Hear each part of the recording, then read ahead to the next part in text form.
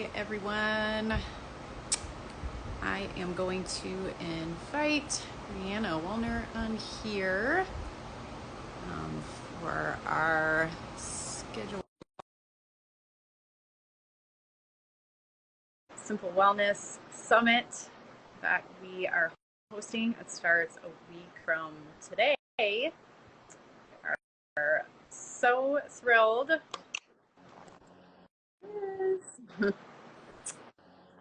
Hi, Bri. Hey. A minute to get set up, so just Yep, sorry. Busy day. Busy day. I hear ya.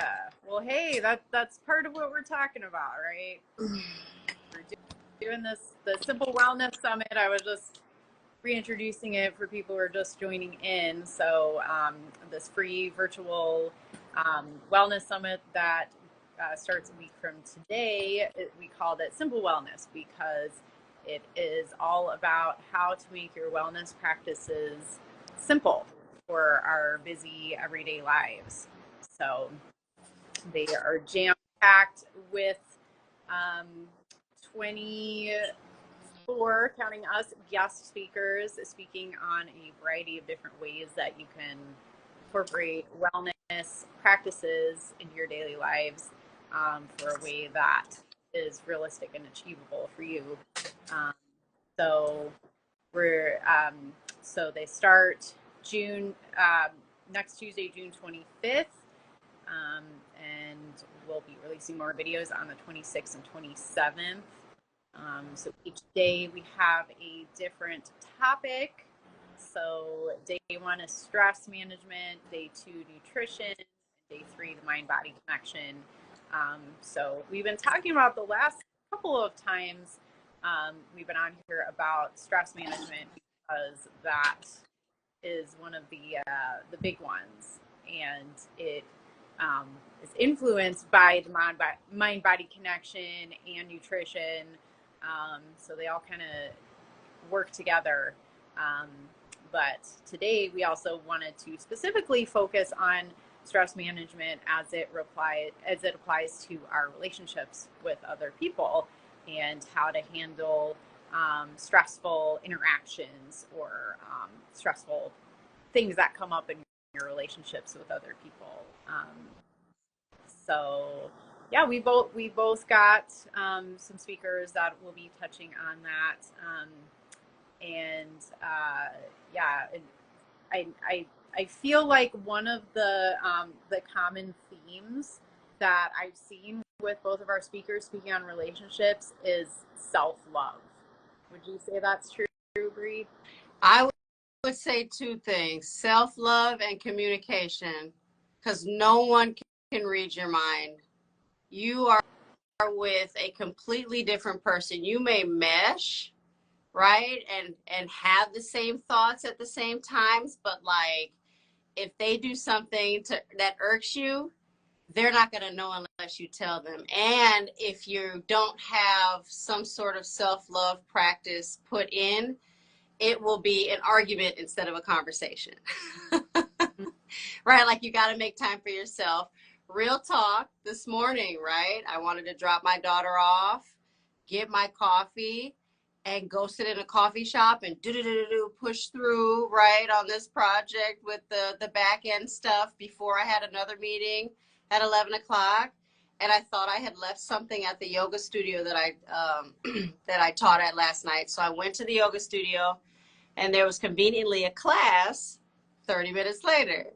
And it gave me enough time to take the class without being late to my meeting. And I'm like, in my head, like, oh, should I work on this thing? Or should I take yoga? Should I work? And like, my heart was pounding, like, I need to give myself that time to do yoga, but why is it so hard for me to make that decision? Right?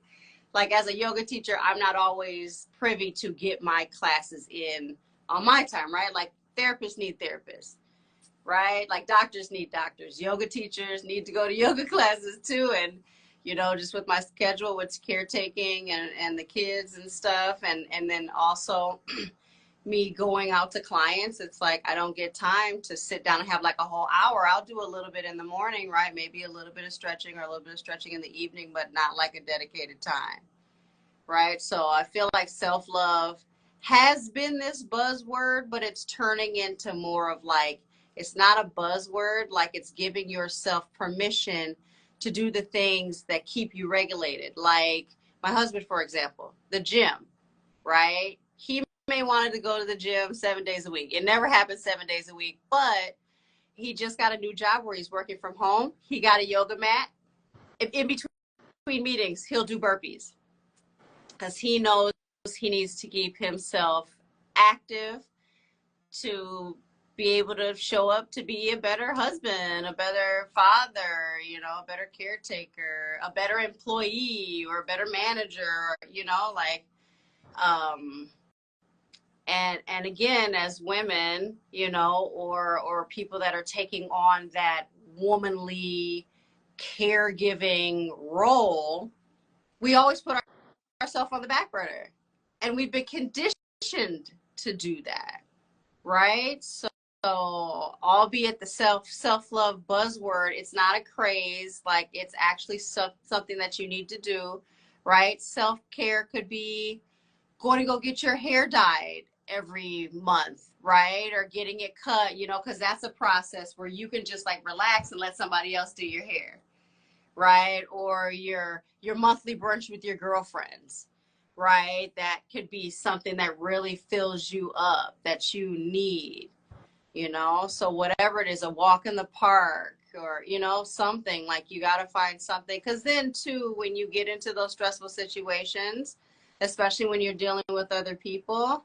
you can separate yourself, right? Before it gets too heated, separate yourself and maybe go take a walk, right? Or maybe go to another part of the house and like take a break, or, you know, before it gets into being escalated. But then too, talking about things when they make you upset, as opposed to waiting and then letting it build up. And then all of a sudden it's like every little thing they do is getting on my nerves. And then, you know, they're like, hey babe, do you want some water? It's like, if I wanted water, I would have one, you know. And like just all of a sudden it's like everything's like bursting out. They're like, what's going on, right? You know, so really trying to talk to your partner. Yeah. Like I mean, communication. yeah. And I think there's a balance between, you know, knowing when you need some time to kind of like step away and assess things so that you don't respond in a reactive manner, um, versus, you know, yeah, just like not letting it do for too long. Um, but yeah, I think, yeah, just giving yourself the time you need for yourself to be able to show up for other people in the best way possible is key to that. And, you know, and I think like something that Bri, I know like one of your speakers on is sometimes that requires boundaries also, you know, like saying no to things that people ask you to do that aren't healthy for you, or aren't, you know, what you need at the moment, and just like being able to say no, or to ask for what you need. And Right, asking for what you need and not sitting in like, oh, what is the other person going to think? Or how is this going to look, right? Like, if you need a nap, take a nap, right? Like, postpone that thing, you know? If you talk to anybody who's like really successful in, you know, their career, like they've had to say no to things so that they can, you know, say yes to other things.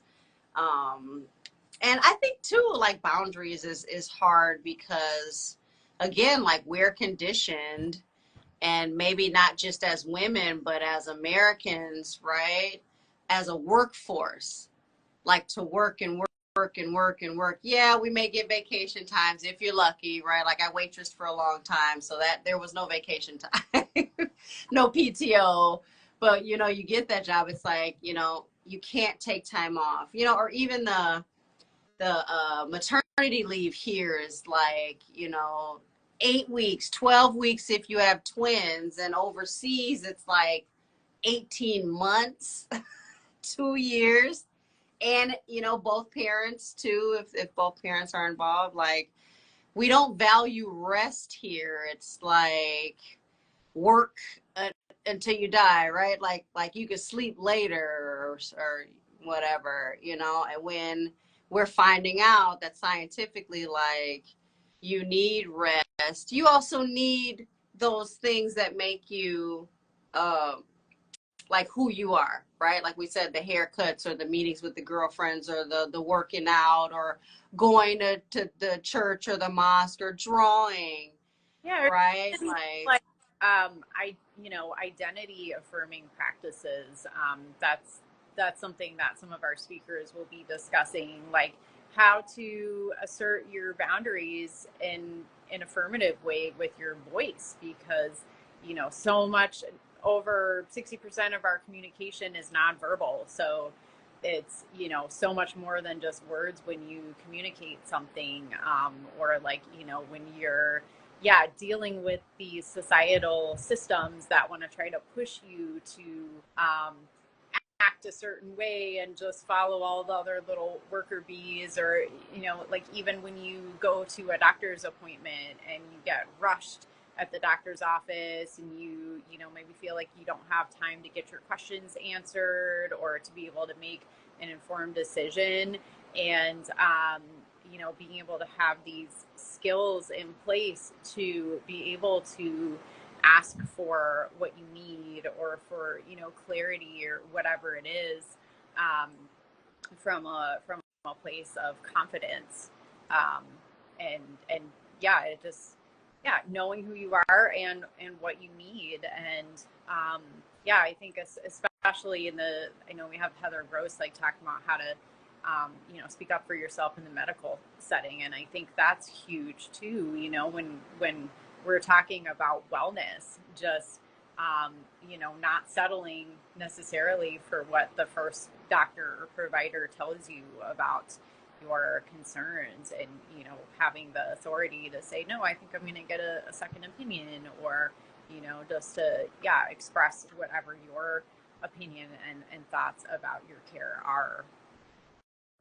Right. Advocating for yourself instead of feeling like, oh, well, I don't know anything. I'll just go with what this doctor says. But my intuition is feeling like this person may not be the best person. But since they have a jacket and their degree is on the wall, you really do have to advocate for yourself. Absolutely. And that stems down to that, like doing those self-love practices so that you feel comfortable with these uncomfortable conversations that you may have, right, with your employer, that you may have with your spouse or partner, that you may have with your kids, that you may have with a coworker, right? So really just like, again, like we're learning that we need to be okay with who we are, right? Even if other people aren't okay with who we are, we have to feel okay with who we are. And that's going against the conditioning that we have all been programmed to do, where it's like you have to be alike, right? You have to be like everybody else next to you, and you have to conform to this and conform to that. Even, immigrants coming to this country, and right, like this, feeling like being forced to put their culture to the side because they have to assimilate so that their kids get a better life, and all that stuff. So really, yeah. Again, I think that ties back with our other topics, like you mentioned, listening to your gut. We were just talking about this a couple days ago, which everybody has an intuition, guys. Like, I guarantee you sometime today you're gonna hear something in your head go, ooh, like I'll hear it driving, like I should turn left, even though I usually go this other way, and then I turn left and I realize I still made traffic over there, right? And I didn't, like, I knew it in my head, and if I didn't go, you know what, I'm just gonna go straight, you know, I'm stuck in traffic or whatever. So everybody's got that little that little voice in their head, whether you want to agree it's there or not. Like biologically, we have an intuition to keep us out of danger, Mm-hmm. right? And also just to give us signals, you know, like, I mean, that's something you can implement, like when you're making decisions, like when you're, you know, trying to figure out, like, how would it feel if I said this to that person, or if I made this decision, like going inwards and asking, like, how does that feel in my body? Like, you know, is that upsetting my stomach? Okay, well, maybe that's a sign that's not the right decision. Or like, is this making my shoulders tense, or does it make me feel more relaxed, you know? So just, yeah, just really listening to your body and your intuition, and um, that will just help make all the little, you know, struggles in life, because that's part of life. It will help you handle them so much more smoothly, and with so much greater wisdom and knowing. Absolutely. So we will dive into this topic and more on our Simple Wellness Summit next Tuesday. So exactly a week from today at 10 a.m. Central Standard Time, we will be starting our summit. You know, talking about relationships as well as manifestations, health, you know, healthy eating, you know, laughter, like all kinds of ways to better your life, right? And put those wellness routines, right? Like in a routine. You know, we're always looking to, I think as people, right? Like we're always looking to shift and to grow. And, you know, we're learning that, you know, putting back into yourself, right? Whether it's your food or what you're thinking or the people around you, right? Like we all need those little bit of tidbits to help us through the day. Like, okay, like I heard Brianna and Abby say this, but you know, when it comes up in real life, it's like, how do I do that, right? So really helping you guys implement this stuff.